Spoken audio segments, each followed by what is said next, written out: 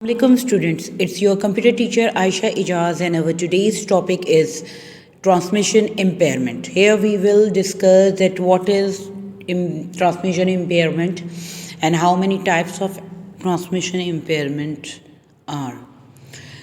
Now, the first of all, let us discuss that what is impairment. Impairment क्या होता है? Impairment किसी भी सिग्नल का वीक पड़ जाना या उसमें उसको डैमेज हो जाना, मतलब जैसा कि आपने मैसेज भेजा है वैसा कहीं पर डेस्टिनेशन पॉइंट पे, रिसीविंग पॉइंट पे उसका वैसा उस पोजीशन पे ना पहुंचना इम्पेयरमेंट कहलाता है।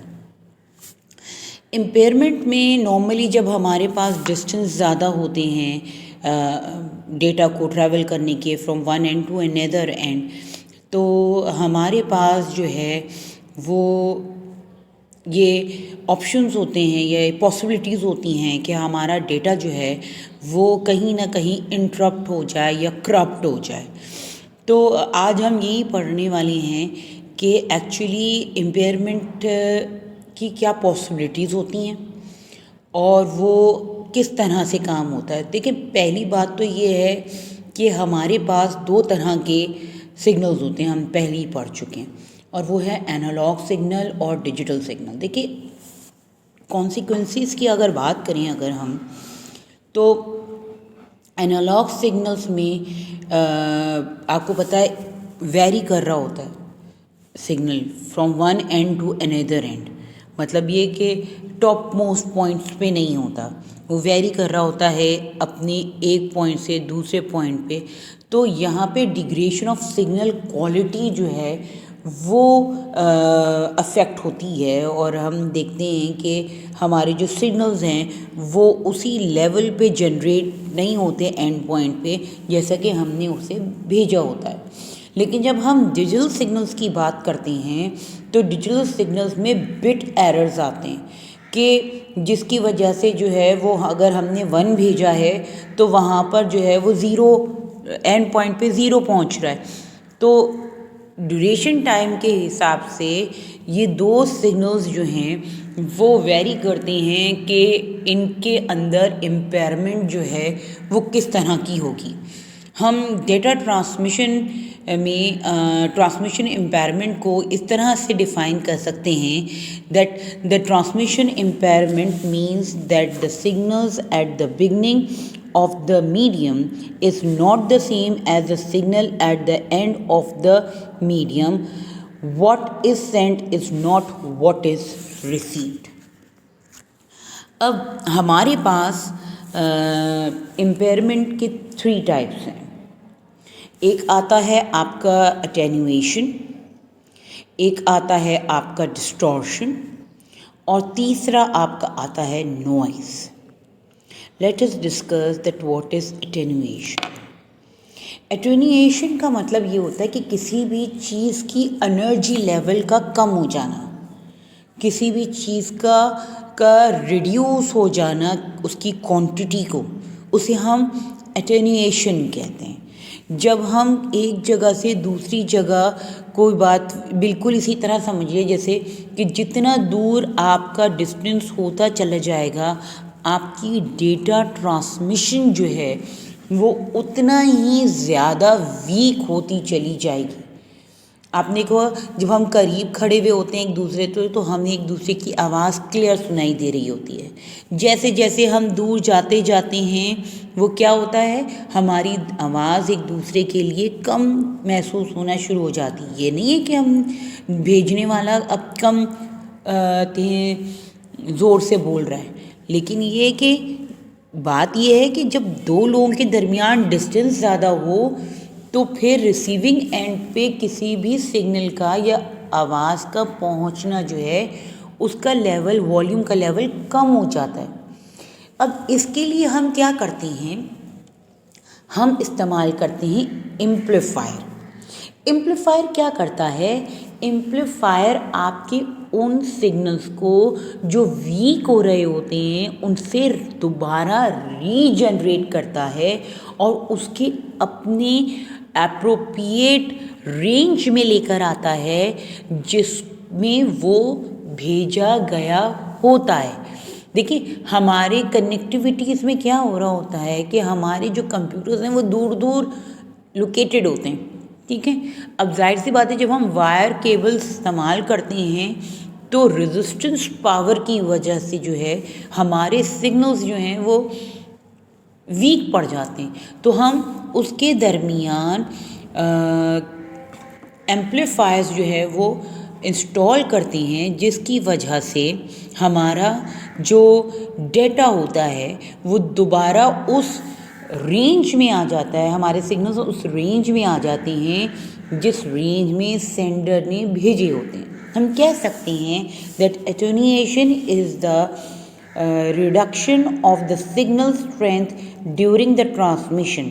It is the opposite of the implication and is normal when the signal is sent from one point to another.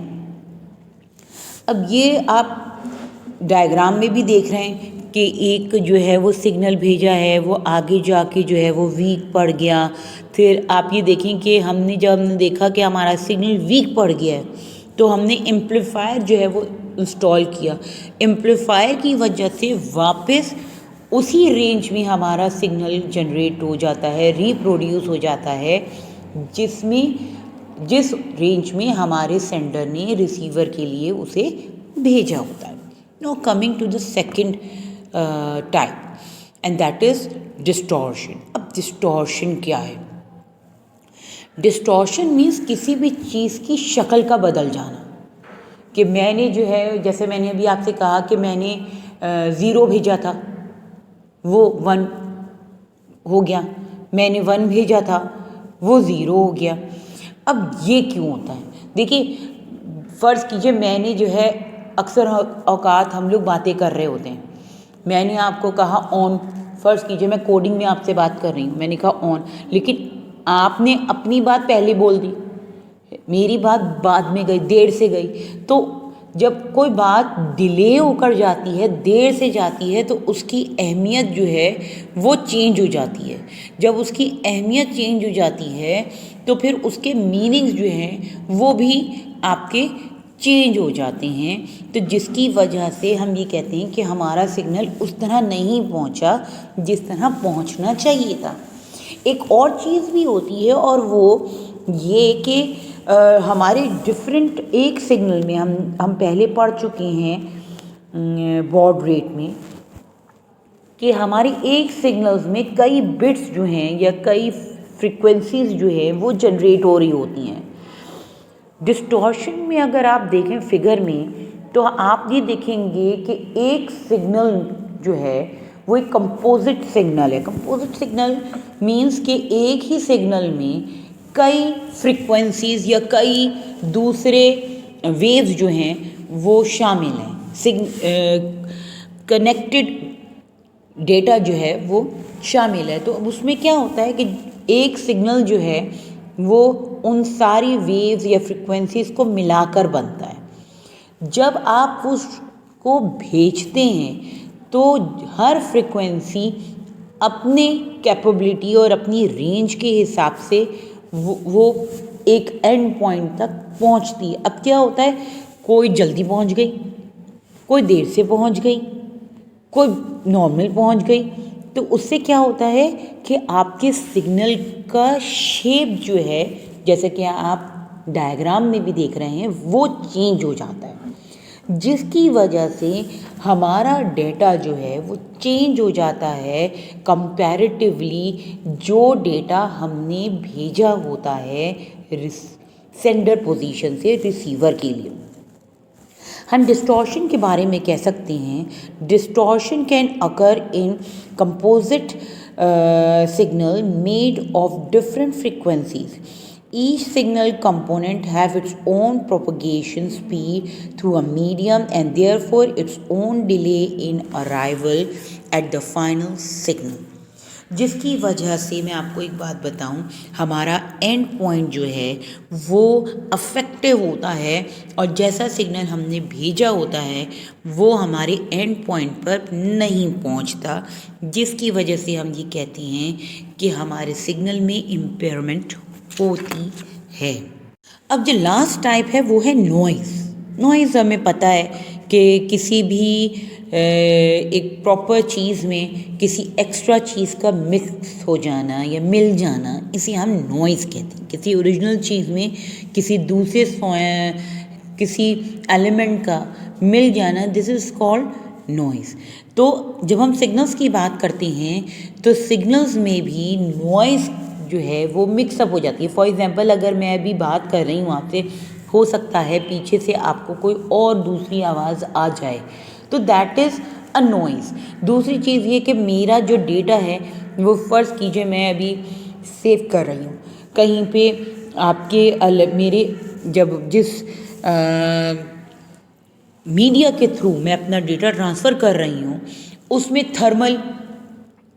Thermal जो है वो एनर्जी वो जनरेट हो जाए। अब थर्मल एनर्जी क्या होती है कि जब आप अपना डेटा भेज रहे होते हैं किसी भी वायर केबल के थ्रू, तो एक एनर्जी लेवल रेजिस्टेंस की वजह से जो है वो जनरेट हो रही होती है, जिसकी वजह से हमारा डेटा जो है वो डिस्ट्रॉय होता है।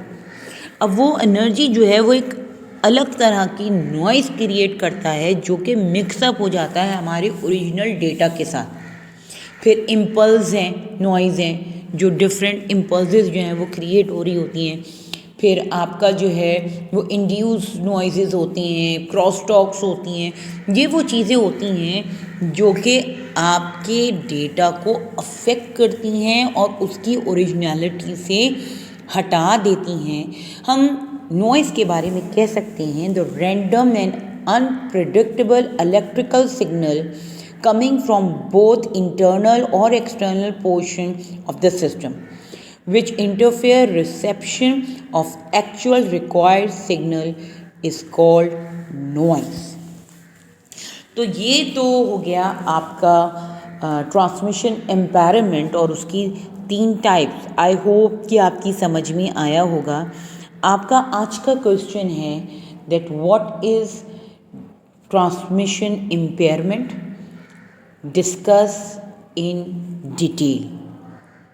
आई रिपीट, आपका आज का क्वेश्चन है what is transmission impairment, discuss in detail. I think जो स्लाइड्स, जो नोट्स आप अपनी स्क्रीन पर इस वक्त आपने देखे हैं, इनके थ्रू आप अपना काम प्रॉपरली कंप्लीट कर लेंगे और इसे वक्त पर सबमिट करवाएंगे चेकिंग के लिए।